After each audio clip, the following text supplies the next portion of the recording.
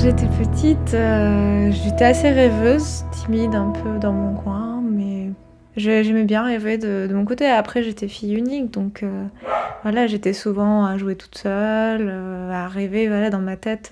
J'étais très rêveuse. Même encore, je dirais pas que maintenant c'est des rêveries, mais c'est vrai que c'est souvent qu'il y a beaucoup de choses qui se passent dans ma tête pour voilà, réfléchir au réel.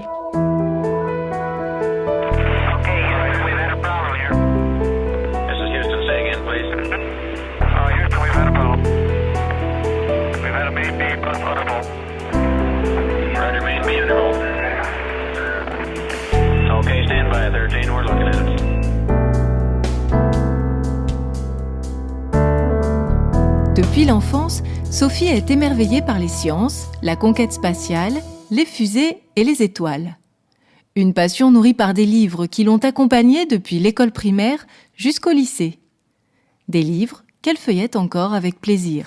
Les navettes, c'était plus, je crois, voilà, par exemple là on a sur les planètes, Saturne, Uranus. Ça m'a toujours beaucoup fascinée parce que ça avait un côté un peu rêve.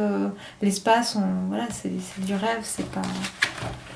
On se dit c'est pas possible de pouvoir le toucher un jour. C'est pour d'autres personnes, on se dit, quand on est petit. Là, on se disait, c'est quoi ces engins ils sont au-dessus de notre tête. Ça avait l'air assez intéressant. On change de livre ? Oui. Alors ensuite, c'est l'encyclopédie. Voilà. C'était l'encyclopédie des sciences. C'était pour ma première communion. Ça, je m'en rappelle bien parce que j'avais demandé surtout beaucoup de livres sur les sciences, l'espace. Est-ce que c'était comme un livre de chevet ?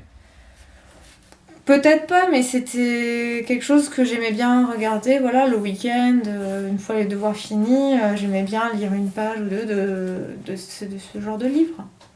D'accord. Et alors le troisième, c'est le grand livre des étoiles. Et ça, c'est le troisième. Donc c'était à peu près à la même période que l'encyclopédie des sciences. C'était au moment où je demandais plein de livres comme ça sur l'espace, sur les étoiles. Et là, donc, j'étais très attirée par les étoiles. Et en fait, en même temps que ce livre, j'avais eu un télescope qui malheureusement maintenant n'est plus là. Mais voilà, donc on avait les différentes constellations. Voilà, on pouvait essayer de regarder dans le ciel si on les retrouvait. Et puis on pouvait mettre la petite page pour savoir ce que c'était. Et ça, c'était intéressant. C'était pas mal. Quel souvenir vous gardez du lycée Turgot ? Un très bon souvenir, on va dire. C'était de très bonnes années. Donc, j'y ai passé 5 ans, donc les 3 ans du lycée pour mon bac et après les 2 ans de classe préparatoire. C'était pas tout à fait la même ambiance entre les deux, puisque bon, la prépa, c'était on bosse parce qu'on veut réussir les concours, mais il y avait, on n'était pas très nombreux, donc ça fait on était très soudés et il y avait une très très bonne ambiance. Alors que bon, le lycée, c'était le bac, on était ados, c'était voilà, plus jeunesse, on pensait au bac et pas après. J'imagine qu'en prépa, il y a moins de filles. Et puis justement, c'était l'inverse.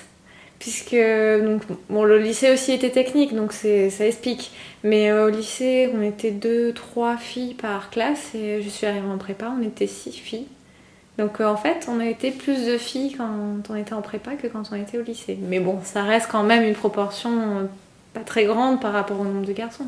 Puisque voilà, en prépa c'était 6, mais c'était 6 sur 21, donc ça fait quand même pas beaucoup. Alors, je sais qu'il y a un professeur, David Sabi, qui garde un souvenir émerveillé de votre passage à Turgot. Sophie. Vous allez bien ? Ça va et toi ? C'est vrai, oui, elle vient souvent nous voir. Oui, on a beaucoup de plaisir à la revoir. Et donc, j'ai un très bon souvenir d'elle. Voilà, et à chaque fois qu'elle revient, je suis très heureux. Et toute l'équipe des classes prépa du lycée Turgot également. Et c'était une très bonne élève aussi. Oui, avec de bons résultats à l'écrit, à l'oral, régulière. Ça prouve que, y compris dans des filières scientifiques, avec de la technologie pour nous dans la classe préparatoire, on se rend compte que les filles réussissent très bien. Et Sophie en fait partie. Bon, c'est vrai que j'étais la première en fait en physique, sur pas mal de matières. Ils ont placé beaucoup d'espoir en fait en moi. Ils voulaient par exemple que je fasse Polytechnique. Bon, ça c'était après moi qui voulais pas forcément le faire. Elle était toujours de bonne humeur en cours, même si parfois en classe préparatoire c'est difficile, il faut l'avouer. Donc toujours de bonne humeur, elle avait un rôle très positif dans la classe.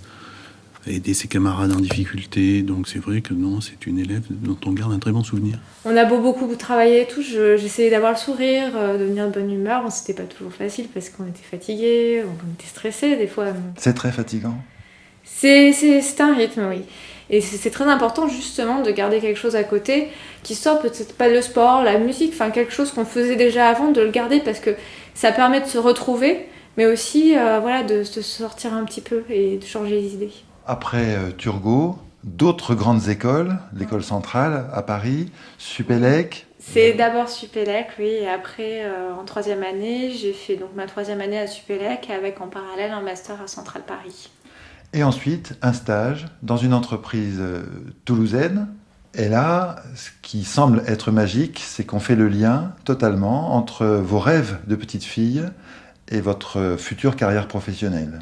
C'est vrai que ça fait bizarre quelque part, parce que bon, au début on s'est dit, oh, j'aime bien l'espace, voilà, en passion, à côté du travail et tout. En plus, je l'avais laissé de côté parce que je voulais plus quelque chose de générique avant de me spécialiser dans un domaine.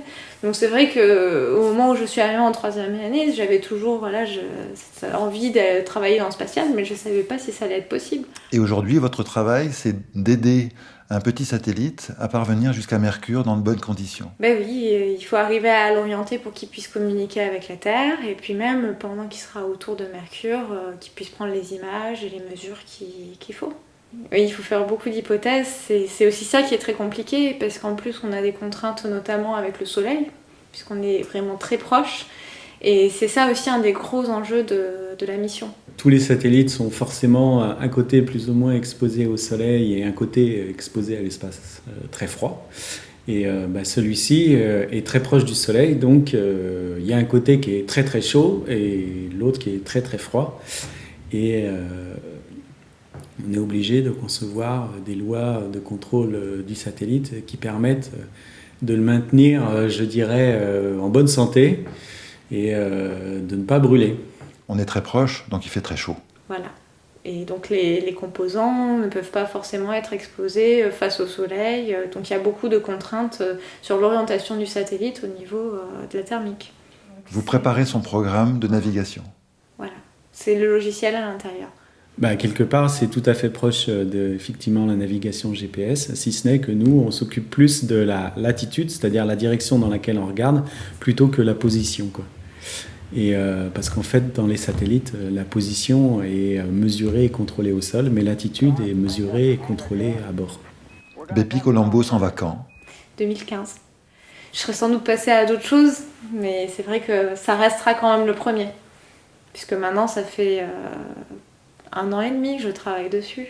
Donc, puis voilà, c'est le premier satellite. Donc rendez-vous dans 5 ou 6 ans. Voilà. Merci.